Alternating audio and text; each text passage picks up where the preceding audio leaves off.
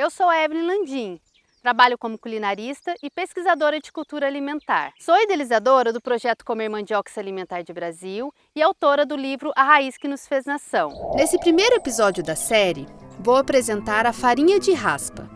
Como você pode produzir essa farinha aí na sua casa, e também vou fazer uma receita gostosa para te inspirar a usar essa farinha incrível e brasileiríssima. Mas antes de colocarmos a mão na massa, vamos conversar um pouquinho?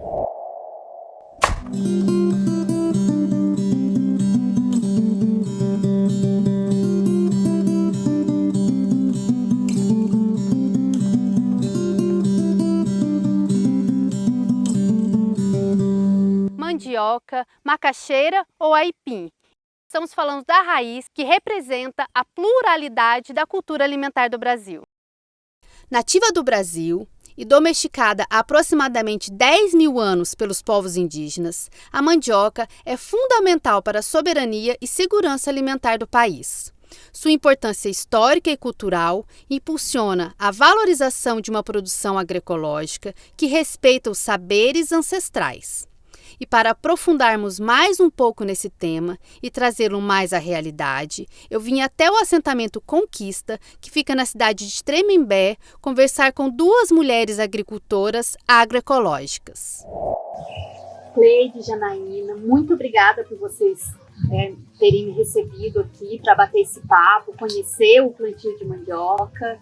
E eu queria saber como que é o processo de cultivar a mandioca de vocês. Como que vocês preparam a terra, como que é o plantio, como que é feito o processo de cuidado desse plantio, vocês podem me contar? E a gente preparou o solo com o trator. Fez o calcário também foi esparmado com o trator. E as mamíferas também foi plantada com o trator. Plantio foi feito com o trator. Agora, a limpeza em geral foi tudo na enxada. Foi tudo carpidinho. E foi o primeiro plantio que você fez de mandioca nessa área? Sim.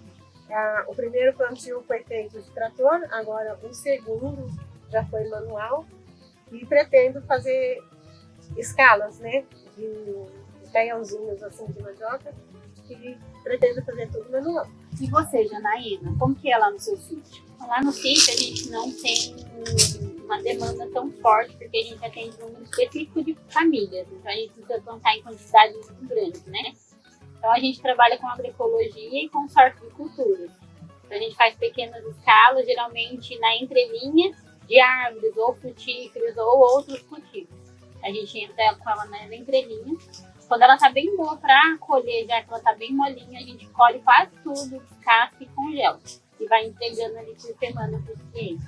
Então você já faz um beneficiamento para poder fazer essa entrega já do produto não tão bruto, já descascado e embalado, no caso. Sim, a gente aí descasca, embala e congela, né? Porque daí a gente consegue conservar nesse tempo que ela está bem, cozinhando bem, assim, a gente já consegue entregar sempre nesse padrão.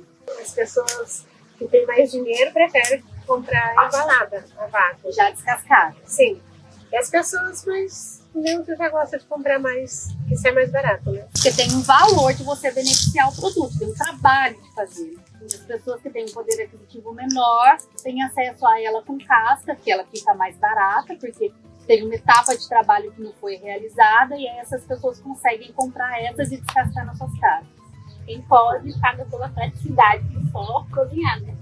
Agora, quem não pode, já compra. Consegue atender grupos da sociedade diferentes. Legal. A mandioca é democrática. A mandioca é democrática.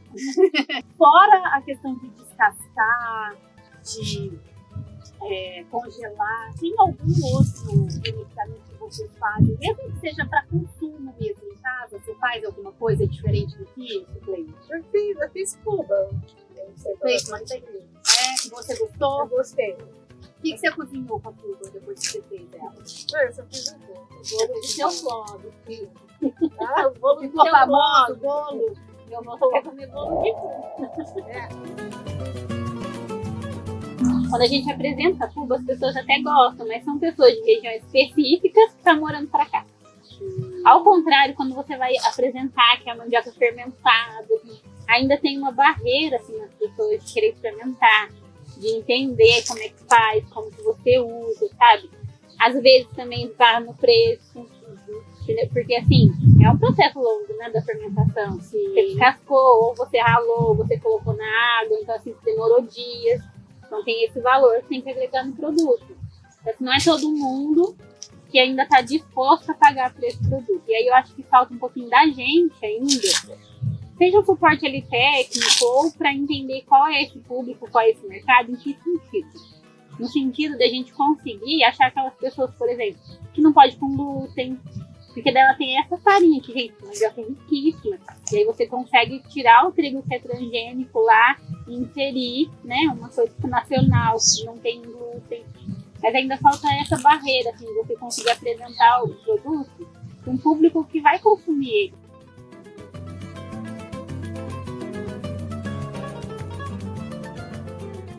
Aí também tem o outro público, que é uma coisa assim que a gente leva muito pra gente, né, que é assim também, de ensinar quem tem mandioca a fazer tudo. Para as pessoas que já têm a mandioca, mas não sabem o que fazer com ela além de cozinhar.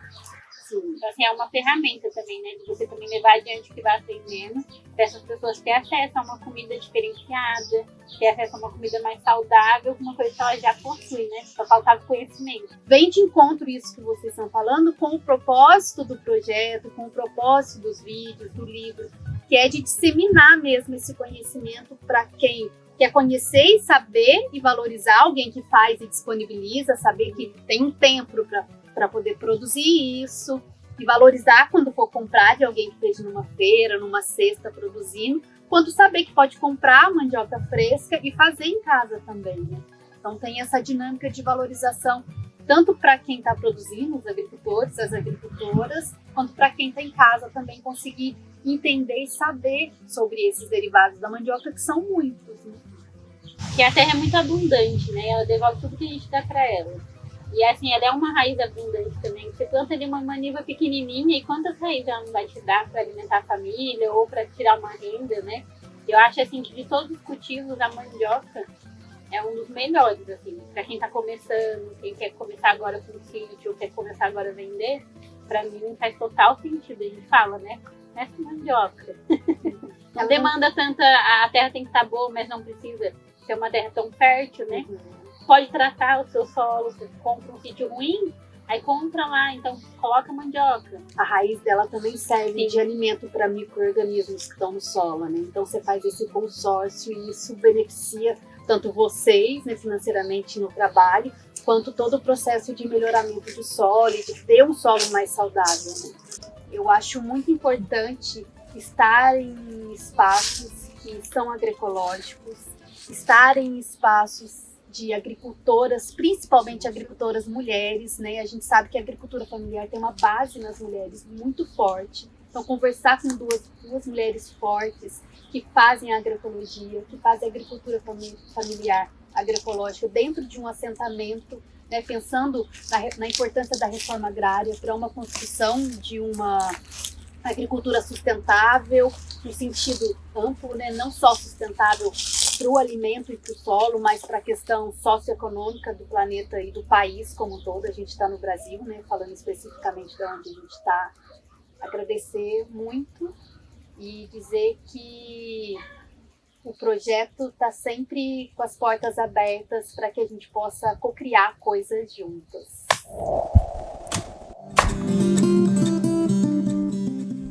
E agora, bora colocar a mão na massa e preparar a farinha de raspa? E antes de começar a fazer a farinha de raspa, quero explicar para vocês sobre a composição da mandioca. A mandioca tem 3 camadas. A primeira camada é essa marrom. Ela não é comestível, então a gente sempre tira. Ela costuma ser uma película bem fina, dá para tirar até com a mão quando a mandioca tá bem novinha assim. A segunda camada é a entrecasca. A entrecasca também é comestível, mas quando a gente cozinha, ela não costuma amolecer tanto quanto o miolo. Essa parte de dentro, que é a parte que a gente, né, geralmente mais consome, é o miolo da mandioca. Para poder fazer a farinha de raspa, você pode usar a entrecasca e o miolo junto ou fazer só do miolo. O que muda é que, como a entrecasca ela tem mais fibra, a sua farinha ela vai ficar um pouco mais fibrosa, ela vai ter uma constituição de fibra um pouco maior.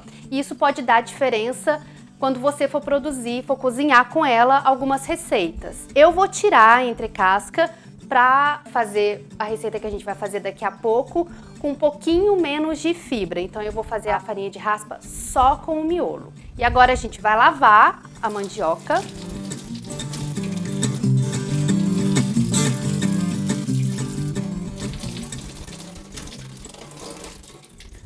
A gente lava para poder tirar o excesso de terra que vem na casca, nessa película de fora.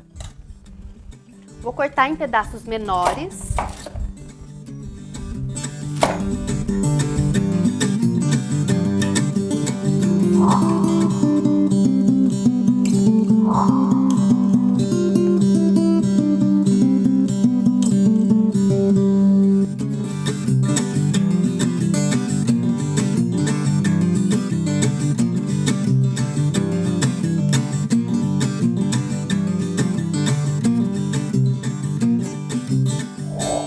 Depois da mandioca descascada e limpa, a gente vai ralar.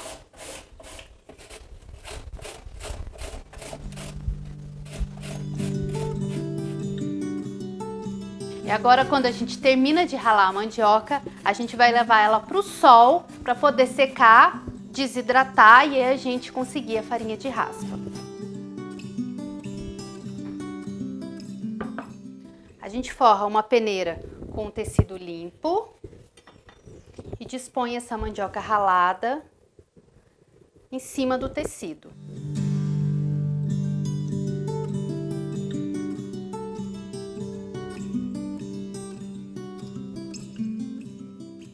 E você que está acompanhando o vídeo até agora pode estar se perguntando, mas o que é a farinha de raspa? Então eu vou te explicar. A farinha de raspa, ela tem origem nos povos tupi-guaranis. É uma farinha bem alva e fina, muito parecida com a farinha de trigo. Tanto que ela pode ser usada em substituição à farinha de trigo em várias receitas. Você fica aqui comigo que daqui a pouco a gente vai preparar uma delas. Agora que a mandioca já está prontinha na peneira, a gente vai levar ela para o sol.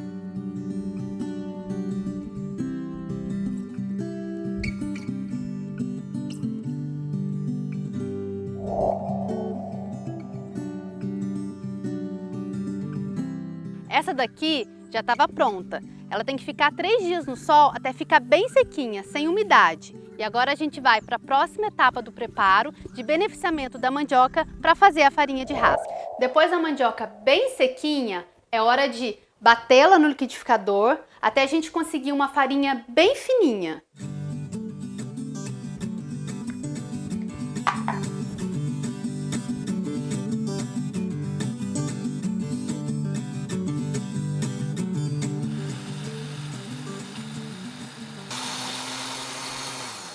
De vez em quando é importante desligar o liquidificador, balançar um pouquinho para não sobrecarregar o aparelho e para que toda a mandioca seja processada de forma uniforme.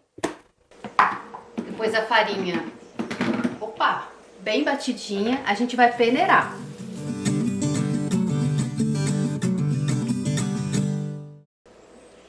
E o que sobra na peneira que ainda não foi processado e pulverizado, a gente volta para o liquidificador para ficar bem fininho e bate de novo. E uma outra dica é, ao invés de ralar a mandioca, você pode cortar ela em pedacinhos, em lâminas, e levar no sol, assim como foi com ela ralada. Você pode passar por uma mandolina ou cortar com a faca, depende da sua destreza com o uso da faca. Quanto mais fininho, melhor.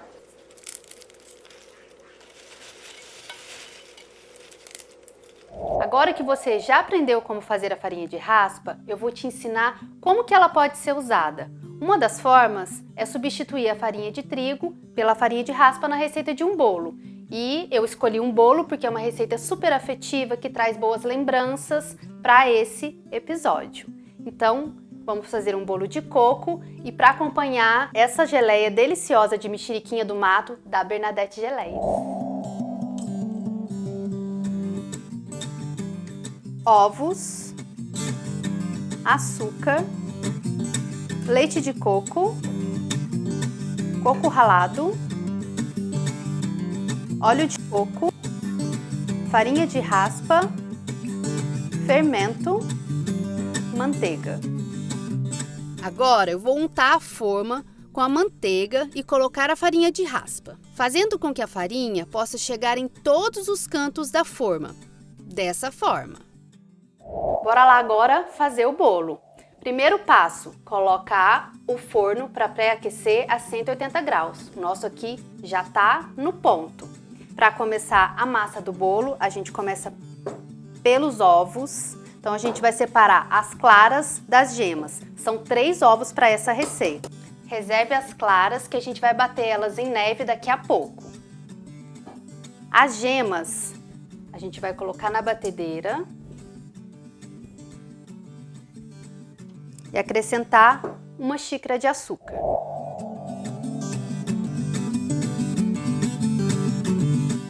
Agora que o creme já está pronto, a gente vai adicionar os outros ingredientes. Vou colocar o óleo de coco, mexer um pouquinho para incorporar no creme, rapidamente. É interessante o óleo de coco estar na temperatura ambiente, porque fica mais fácil de incorporar ele na massa.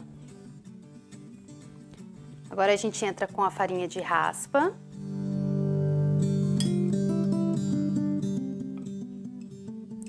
Aos poucos.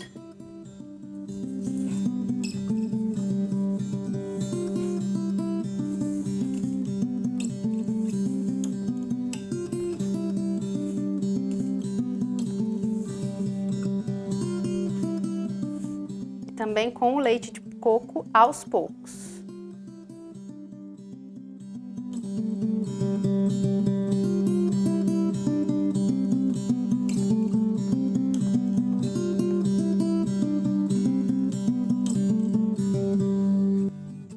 A gente vai misturar a clara em 2 etapas. Então, primeiro a gente mistura metade.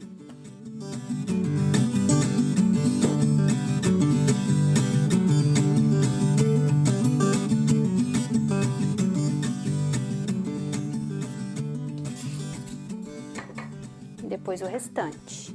Agora a gente mistura com bastante delicadeza, porque a gente não quer que as bolhas de ar que estão dentro das claras em neve, que elas se percam. Então, são movimentos bem leves de baixo para cima, girando vagarosamente a espátula ou o fouet. As claras em neve na massa do bolo, ela vai trazer mais leveza no resultado final depois do bolo assado. E por último, a gente vai adicionar o fermento. Fermento químico, tá?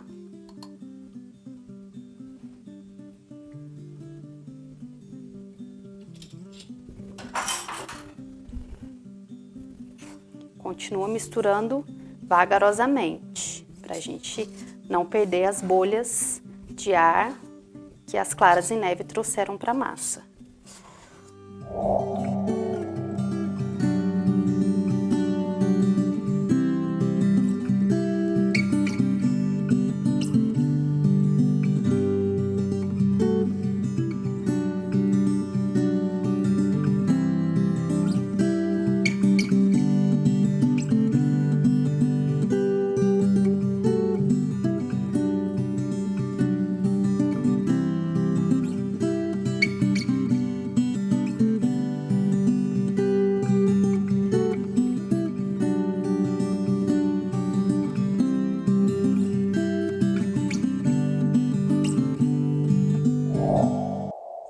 Agora que a massa já está na forma, hora de colocar o bolo no forno para assar, no forno pré-aquecido a 180 graus, entre 35 e 45 minutos.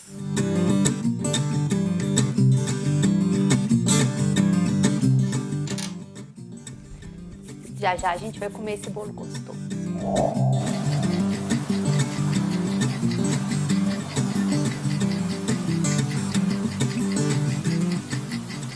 Bolo pronto, já esfriou. É sempre importante deixar o bolo esfriar para desenformar. Agora vamos lá para ver se vai desenformar bonitinho. Vamos passar uma faquinha em volta. Se tiver algum pedacinho que tiver grudado, ele já se solta. Prato em cima. 1, 2 e... Será que foi? Será que foi? Opa! Agora vamos virar o bolo, né? Prontinho, gente. É hora de comer um bolinho gostoso.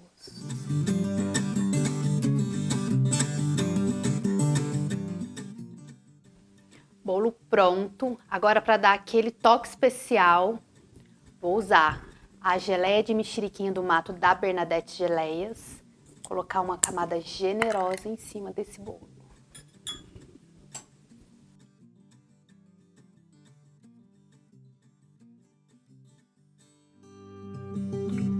E você, conhecia a farinha de raspa? Usaria ela para fazer as suas receitas de bolo se a encontrasse com a mesma facilidade que encontra a farinha de trigo? Pense sobre isso e deixe aqui nos comentários o que você achou. Por hoje é isso. Um beijo, mandioqueiros e mandioqueiras, e até o próximo episódio. Vou ficar aqui me deliciando com esse bolinho agora.